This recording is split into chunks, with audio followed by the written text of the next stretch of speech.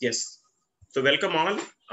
So today's class also we will be dealing some more problems associated with the strain energy concept, which will be used for the calculation of deflection. And that method that we are using in strain energy is called Castigliano's theorem. So this is the problem that we are going to solve today. So this is problem number 3.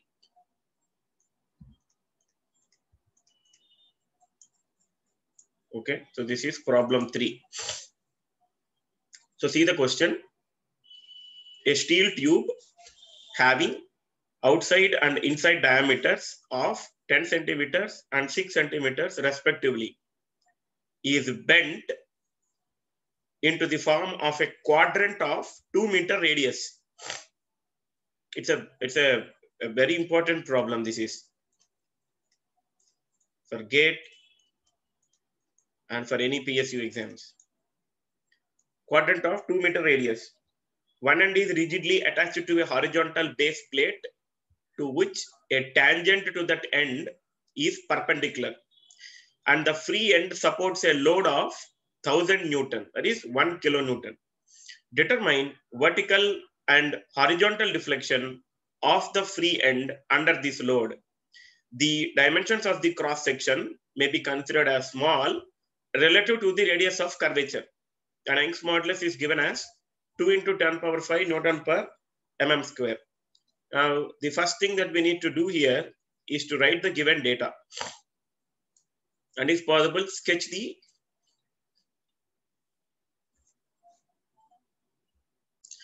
okay. Now we need to calculate the vertical and horizontal deflections of the free end under the load. And for that to happen, let us try to write the given data. So what is the given data and how we are going to solve this problem? So what is the question all about? It is all about the case where we need to calculate vertical and horizontal deflection of a steel tube. So this is very important, which has inside and outside diameter, but it has been bent into the form of a quadrant. So we need to sketch the shape of a quadrant now. So once if we sketch the shape, so one end is fixed. Okay. So this is the example of a quadrant. So this is the example of a quadrant. And what was given in the problem that the inside diameter is 6 centimeter, outside diameter is 10 centimeter, and the load is applied at the free end. So this is the free end. So that is 1000 Newton. So if you want to sketch it completely, so this is how you need to sketch a quadrant. And this quadrant will make an angle of 90 degrees. And before that, it is our responsibility to take a small strip because we cannot directly solve this problem like we are doing it for a beam. Let us try to consider a small strip of length ds with radius is r. So the radius is r, and let us try to take a small strip ds. So this is the small strip ds. So both started from the same joint, this point. Okay, so that is r. So this is theta. This is theta. So this is 90 degrees. And this specifically is d theta. That is d theta. Now what all we need to calculate? Vertical deflection and horizontal deflection at the free end. So let this free end be A and the fixed end or rigid will be B. So given data, outside diameter is equal to 10 centimeter. So if you want to convert it into mm, we can convert it into mm. So 100 mm. And inside dia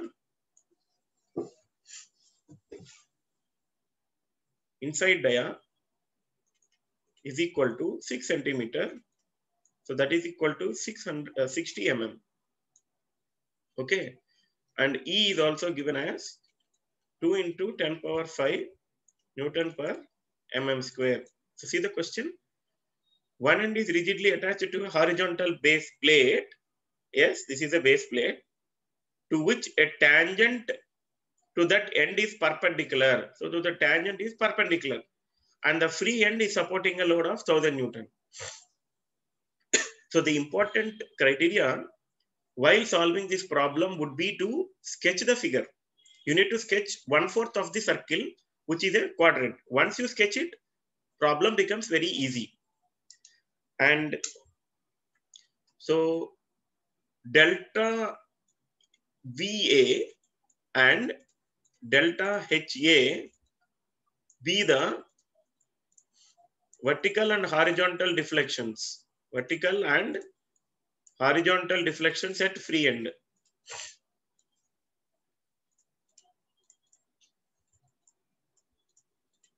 At free end. Okay. So now, considering that, what do we need to do? First, we need to calculate the vertical deflection. Isn't it?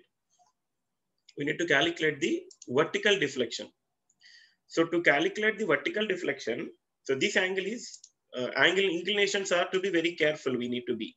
So this entire thing should be 90 degrees. I just sketched it for the space, but this is 90 degrees. Entire thing, correct na? So quadrant.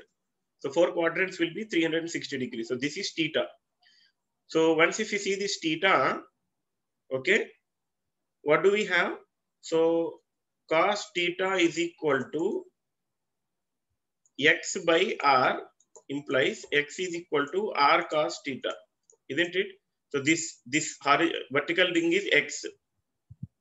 And similarly, when we want sine theta, so this is like a bent up portion, a curved portion. But if we consider it to be vertical, so y becomes r sine theta. Okay, that means the horizontal distance is r sine theta and the vertical distance is r cos theta. But if you want the total is r. All of you can see on the screen, total is r. This is r cos theta. Now, whenever we are trying to calculate the horizontal deflection, we don't have any horizontal load. So we need to introduce a dummy horizontal load. That is how the process goes. And what all other things that we need to take care? To calculate vertical deflection, we will try to take a vertical load in the form of P. So let me sketch the figure separately here for a better understanding. So you can see that. So this is actually P. Okay. Now let us sketch this. So this is R. Okay. And this is ds and this angle is theta. So now we need to calculate the vertical and horizontal deflection. So first, vertical deflection at A. Vertical deflection at A. Now the question is, where do we use this type of problems practically? So before explaining that, the procedure, where do we use this? So this is quadrant, like it is looking like an arch or a kind of a curved bent portion. So these are generally seen in some of the, like say for example, in some of the houses, they wanted to have a kind of an 1/4 of the circle in the form of an elevation, or in steel factories, steel industries, they came across these types of situations where they need to analyze the bent portion. So at that point of time, we can use this concept, okay, ideally speaking. Now, so to calculate the vertical deflection at A, what is the assumption? So consider the load at, consider that the load 1000 Newton at A is equal to P. This is for the calculation purpose because we need to differentiate with respect to P. Okay. Now, if we consider section XX, so let us say that this is the section X, X and X. Consider a section XX, consider a section XX and moment at section X, moment at section X. So means, so this part, so if you now see mx is equal to, you can see here, what is this vertical distance? R cos theta. What is this horizontal distance? R sin theta. What is the load? P. So P into R sin theta. So the vertical load is P into R sin theta. Now, strain energy in the elemental length R d theta, because this is the elemental length. So strain energy in the elemental length R do d theta. So normally what do we take? Dx. So here dx is equal to, or ds is equal to R d theta, correct na? So that R d theta is given by u is equal to m square by 2ei into R d theta. So ds is converted into equivalent part, integral m square by 2ei into R d theta. Okay. Now, let us continue with the next step. So now, once we have written this strain energy equation, we already have got what is m square by 2ei. So PR sin theta. So what is PR sin theta? So u is equal to integral m is p square r square sin square theta by 2ei into R d theta. Now see, basic trigonometry we need to use. What is the value for sin square theta? Sin square theta is nothing but 1 minus cos 2 theta by 2. So sin square theta is equal to 1 minus cos 2 theta by 2. Basic trigonometry. Therefore, u is equal to 1 by 2ei integral. So how, to what extent we are trying to integrate it? 0 to pi by 2. We are integrating it with respect to 0 to pi by 2. And let us try to bring other parameters out. So p square into r cube integral 0 to pi by 2 1 minus cos 2 theta by 2. 1 minus cos 2 theta by 2. So now p square r cube by 4ei. So u is equal to p square r cube by 4ei into integral 0 to pi by 2 1 minus cos 2 theta. 1 minus cos 2 theta. So how do we use this 1 minus cos 2 theta now? We need to integrate it. That is p square r cube by 4ei into, what is the, this is d theta. This is d theta. So what is the integration for 1? Theta. And what is the integration for cos 2 theta? What is the integration for cos 2 theta? Sin 2 theta by 2. Sin 2 theta by 2. The limits are 0 to pi by 2. Now, what is sin 0? Sin 0 is equal to 0. Sin 0 is equal to 0. And so now, here what do we have? When we substitute, I will write it separately. P square r cube by 4ei. So u is equal to p square r cube by 4ei. So pi by 2 minus sin 2 into pi by 2 by 2 minus 0 minus 0. Correct na? Because theta 0 and sin theta is also 0. Sin 0 is 0. So what is sin pi? Is 0. So therefore, u is equal to pi p square r cube by 8ei. Pi p square r cube by 8 EI. So this is the strain energy. Now one more step is left over. What is that? Vertical deflection at A. Vertical deflection at A, delta A is equal to dou U by dou P. That is equal to 2 pi P R cube by 2 pi P R cube by 8 EI. Therefore, vertical deflection at A is equal to pi P R cube by 4 EI. See how simply we are able to solve this problem. The question, whenever we are trying to read it, it is looking like what has to be done, how it can be used.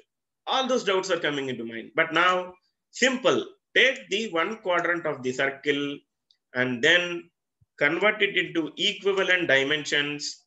And then you will get the simple solution for the calculation of the vertical deflection at A. Okay. Now, moving forward, what else we need? We need to calculate the horizontal deflection at A. The second bit is horizontal deflection at A. Horizontal deflection at A. Okay.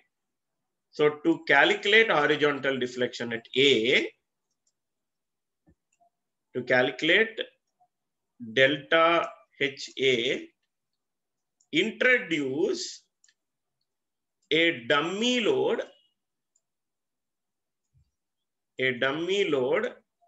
H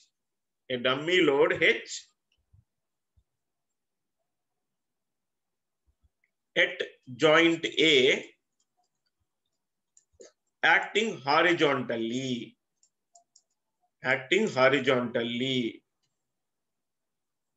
Now, but here in the previous case also, of course, we know all the parameters, right? So we can substitute.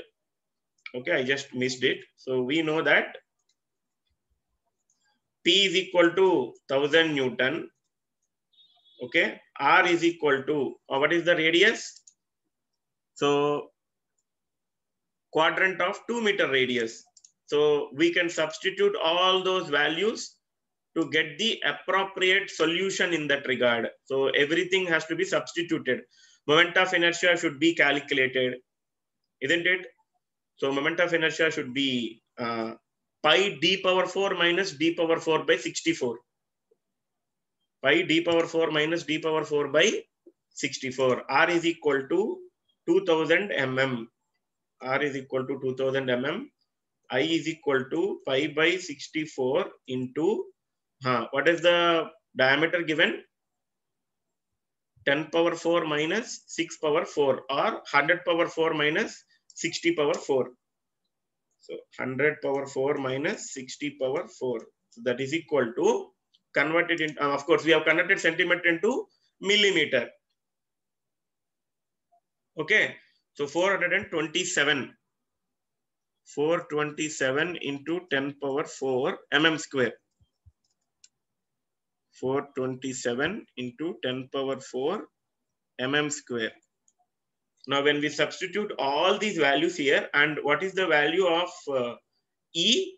E is equal to 2 into 10 power 5 Newton per mm square.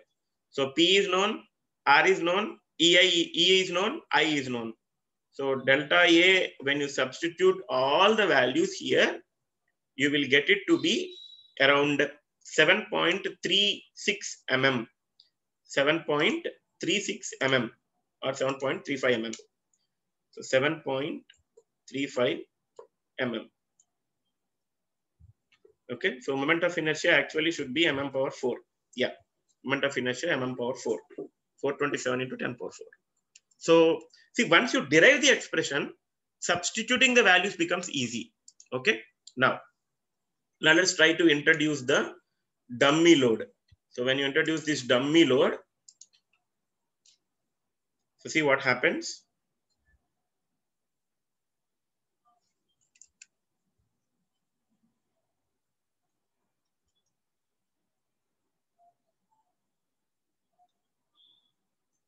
So this is H. H is introduced as a dummy portion to solve the problem. Okay. And what else we have? We have load P. Of course, that is 100, which can be substituted later. And every other thing should be constant. So this is R. This is the DS. Of course, this is section XX. Okay. So if these are the conditions given, so now let us try to calculate the moment. Moment at section XX. So if you can see that here, all of you. So this part we need. So here P already is there. So P into, what do we need? P into R sine theta. I'll write it here. M is equal to, Mx is equal to P into R sine theta plus, what else we have? Q into horizontal force into vertical distance, this specific part. So let this be X. I am writing it here. X is equal to R minus R cos theta. Correct, na? So this is R and this is R cos theta total. And we need only this specific part, wherever the section is. So QR into 1 minus cos theta. So this is the moment with respect to X. Okay. Now, what is strain energy? M square by 2 EI into R d theta. Same concept. So strain energy U is equal to integral 0 to pi by 2 mx square by 2 EI into R d theta, that is equal to integral 0 to pi by 2 PR sin theta plus QR into 1 minus cos theta whole square by 2 EI into R d theta. Into R d theta. Now we need to substitute the values into R d theta. But now we have understood one thing, that let us directly take delta H. So deflection, that is horizontal deflection delta HA implies that dou U by dou H, isn't it? Dou U by dou H. Oh, in fact, this is Q. Okay, this is not R, this is Q. Yeah, this is H. Yeah. So PR sin theta and these also. Plus HR into H, na? We have assumed horizontal load to be H. So HR into 1 minus cos theta. So I just, PQ convention I used, no problem. So dou U by dou H. So here, there is a way to try to simplify the problem. You need not waste time by just trying to use A plus B whole square and make it a lengthy process. Directly differentiate it with respect to H. It will become very easy for you to solve. Okay. So when we substitute dou U by dou H, you will get it as delta HA is equal to integral 0 to pi by 2. So we're integrating with respect to H. So this is in whole square. So PR sin theta plus HR into 1 minus cos theta. So PR sin theta plus HR into 1 minus cos theta. Here 2 will be there. It will come front, divided by 2 EI into differentiating R into 1 minus cos theta. So because we are differentiating this one, right? Into R into 1 minus cos theta into R into d theta. So 2 will get cancelled. Simple. So we are trying to differentiate this. 2 will come front. 2 will get cancelled. So this will be there. So x square differentiation is 2x. If x square has some portion behind, we are, because differentiating with respect to H, this also should be added in the as a basic concept of differentiation. Now substitute H is equal to 0. So therefore, delta HA is equal to integral 0 to pi by 2 PR sine theta, isn't it? PR sine theta into R into 1 minus cos theta into R into 1 minus cos theta into R by EI into d theta. So when we bring PR cube by EI, so integral 0 to pi by 2. So here let us bring PR cube by EI out.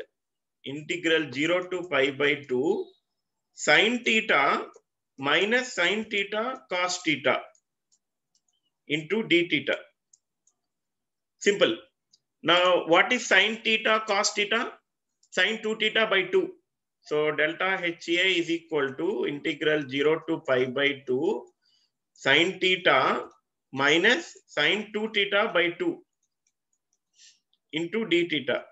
Since sine theta cos theta is equal to sine 2 theta by 2. Okay. Now the integration becomes very easy now. So the integration would be cos theta minus cos 2 theta by 4. So it will become cos theta minus cos 2 theta by 4, 0 to pi by 2. And what all we have? PR cube by EI. PR cube by EI into PR cube by EI. So once you substitute the value, cos 0 is equal to 1. So that implies PR cube by EI into first cos 0, 1. Okay, next. What is next? Plus 1 by 4, isn't it? Correct na? Next, minus 1 plus 1 by 4. So that is how we need to calculate. Minus 1 plus 1 by 4. So that implies you will get a value of minus PR cube by 2EI. Sorry. Minus PR cube by 2EI. Okay. So that is equal to delta HA. So delta HA is equal to minus PR cube by 2EI. So this is a basic simple trigonometric calculation part. And now once we substitute the values associated with the given data, you will get the answer as so P is equal to 1000 Newton, R is equal to 2000 mm, E is equal to 2 into 10 power 5 Newton per mm square, and I is equal to 427 into 10 power 4 mm power 4. So delta HA is equal to deflection. So that deflection we need to substitute. We will get it as 4.68 mm. 4.68 mm. So this is a very important problem associated with the calculation of. So negative direction implies that the deflection is towards support. So no problem. You can write whatever the value you have obtained. Okay. So overall, this is the process. How do we use the Castigliano's theorem for the calculation of horizontal and vertical deflection? This you need to practice it thoroughly for a better understanding. Okay. So thank you all. And in the next class, we will start unit load method.